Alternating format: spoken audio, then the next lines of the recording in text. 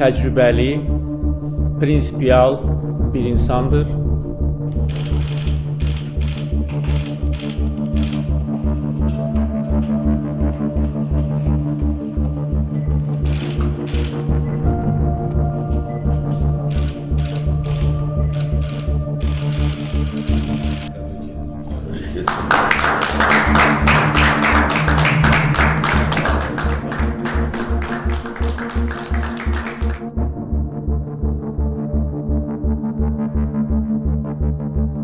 Really a land of tolerance for you?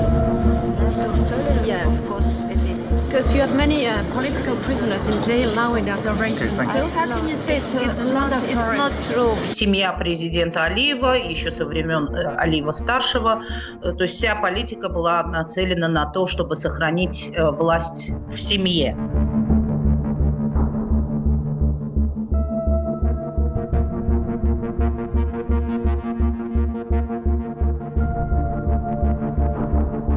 Bir daha gösterdiğiniz itimada göre size derin minnettarlığım.